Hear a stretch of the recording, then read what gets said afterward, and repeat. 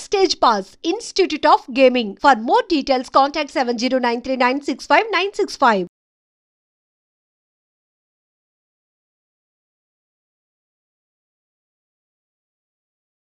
ఇంక రావాలి అన్నది అఖండ దగ్గర. అఖండ కూడా నేను బిగినింగ్ రాలే. అఖండ 58 days ఫంక్షన్కే నేను కొంచెం ధైర్యంగా వచ్చి 4-5 ఇంటర్వ్యూలు ఇచ్చేసి వెళ్ళాను. ఆ ఒక 2 days ఉండి. కానీ ఫస్ట్ మైక్ పట్టుకొని మాట్లాడింది కూడా ఆ టైంలోనే అనుకుంటా సార్. అంతే అంతే కదా? అంతే అక్కడి నుంచి అంతకుముందు స్టార్ట్ చేశారు. అంతకుముందు నేను ఎక్కడ దొరకను. మీరు చూడండి కాస్త నా పేరు ఉంటుంది కానీ ఎక్కడ పడితే ఎక్కడ ఫోటో కూడా పెట్టను. అలా ఎందుకు వెయిట్ ఎందుకు వచ్చాం ఇంక తప్పదు. కాదు సార్, ఇన్ని మూవీస్ చేశారు, ఇన్నాళ్ళ నుంచి ఇండస్ట్రీలో ఉన్నారు, కానీ మైక్ పట్టుకొని ప్రేక్షకుల ముందు మాట్లాడడానికి కానీ అటెన్షన్ గ్రాప్ చేయడానికి కానీ ఎందుకు అక్కడ ఏంటి అంటే అదేంటో అంతే. ఓకే, నేను పేరుకి గురుగారి శిష్యుడిని, రాజనాథ్ గారి శిష్యుని. ఈ విషయంలో రాఘవేంద్ర గారి శిష్యునేమో. భలే కంపారిజన్ భలే చేశారు సార్. అంతేగా, నేను షూటింగ్ చేస్తున్నప్పుడు కూడా అంతే. కర్ణాటకలో కదా, మేము బెంగళూరు ఎక్కువ కన్నడ సినిమాలు డైరెక్ట్ చేశాను నేను. వచ్చినప్పుడు స్పాట్కి వచ్చి అడుగుతుంటారు. బేసిక్గా ఏంటంటే నాకు పేరు కూడా పెట్టారు అక్కడ, డే అండ్ నైట్ చేస్తానని. నాకేదో అక్కడ మంచి వాళ్ళ దీంట్లో ఒక స్లోగన్లో పేరు కూడా పెట్టుకున్నారు అక్కడ నా పేరు మీద. వాళ్ళు రాగానే అడుగుతారు, నేనే అలవాటు చేసాం మేమే. ఏంటంటే స్పాట్కి వాళ్ళ దాసనారాయణ గారు రాఘవేంద్ర గారు అంటే కంపారిజన్. అంటే దాసనారాయణ గారు అంటే నైట్ 2, ఓకే, రాఘవేంద్ర గారు అంటే ఈవినింగ్ 6 టైమింగ్. ఆ టైంలో క్లోజ్ చేసేస్తారు. రాఘవేంద్ర గారు అంటే 6 o'clock అయిపోతుంది మా ప్యాకప్. అమ్మ రాఘవేంద్ర గారా అమ్మ. కన్నడలో ఇప్పటికీ నడుస్తున్నది, అన్ని యూనిట్లు నడుస్తుంది. ఏది వాళ్ళ దాసనారాయణ గారు అంటే అమ్మ 2 అని ఫిక్స్ అయిపోతుంటారు యూనిట్ అంతా. అలాగూ నాకేంటంటే ఆ రోజులు ఇంత లేదు కదా. మేము బయటకు వచ్చి సినిమాలు డైరెక్షన్లు యాక్టింగ్లు చేస్తున్నప్పుడు నా ఫస్ట్ 83 చైల్డ్ ఆర్టిస్ట్గా చేసిన 93 గ్యాంగ్ మాస్టర్ అనుకుంటా. అంటే మధ్యలో మళ్ళీ నువ్వు మీసులు, సో అటుగా చైల్డ్ ఆర్టిజం కాము, ఇటు పూర్తిగా ఎదిగిన వయసు కాదు. సో ఏమైంది, ఆ గ్యాప్లో మళ్ళీ మన మ్యూజిక్ కాలేజ్ నేను మృదంగిస్తుంది బేసిక్గా. సో మృదంగం వల్ల సర్టిఫికేట్ తీసుకోవడం ఇలాంటివన్నీ చేసుకుంటూ వచ్చి కరెక్ట్గా ఉన్నప్పుడు బి గోపాల్ గారి డైరెక్షన్లో గ్యాంగ్ మాస్టర్.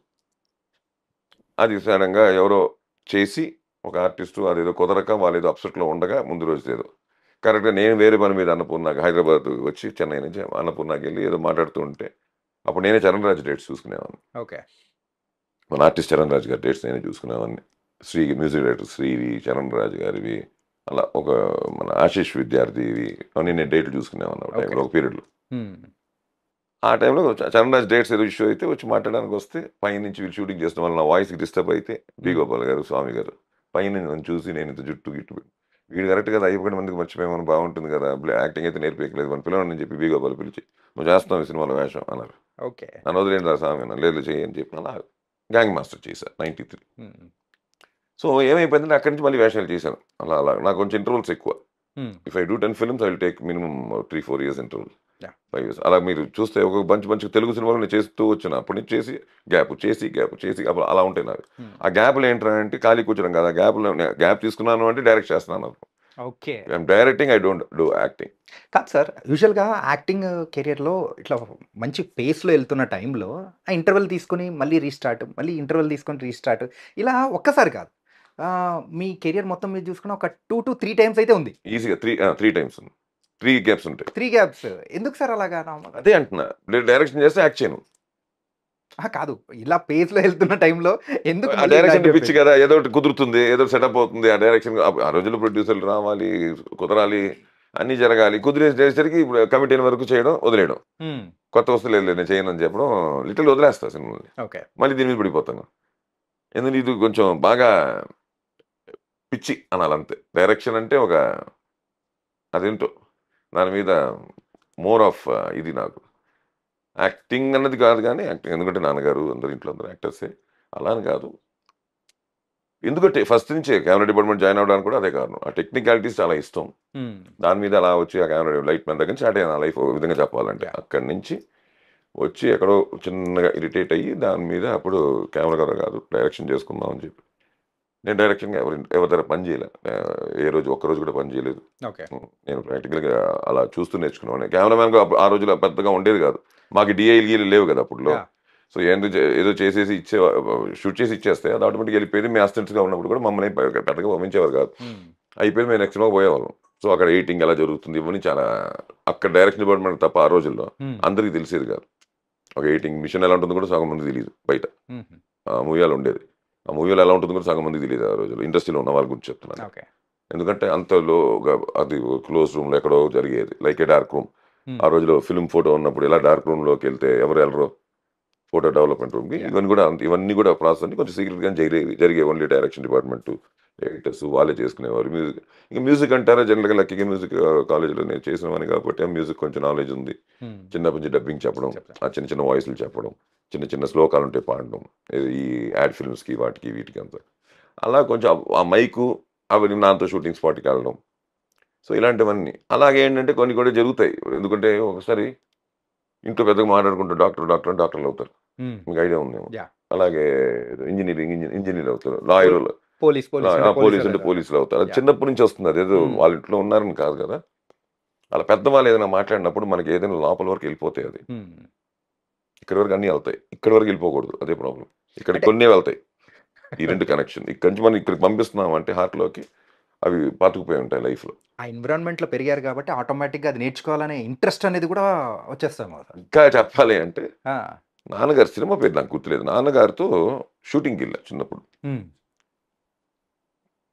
ఎన్టీ రామారావు గారు అన్నగారు డైరెక్షన్ ప్లస్ యాక్చువల్ అదే ఆయన సినిమా డైరెక్షన్. అప్పుడు కుర్చీలు ఉండేవి, ఈ మడత కుర్చీలు ఉండేవి, దాని మీద హీరో హీరోయిన్ డైరెక్టర్ ప్రొడ్యూసర్ అని ఉండేవి. వాళ్ళు చాలా పెడితే వాళ్ళు చూసుకుని కూర్చుంటారు, ఒక వైట్ క్లాత్ తీసి వెనకాల.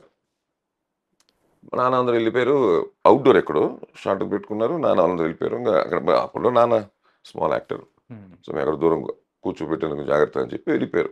మనం చిన్నపిల్లండి, మనకు అక్కడ ఉండదుగా, ఏదో చూసుకున్నాం రిహార్సల్స్ పెద్ద వైట్ సైడ్ అయిపోయారు.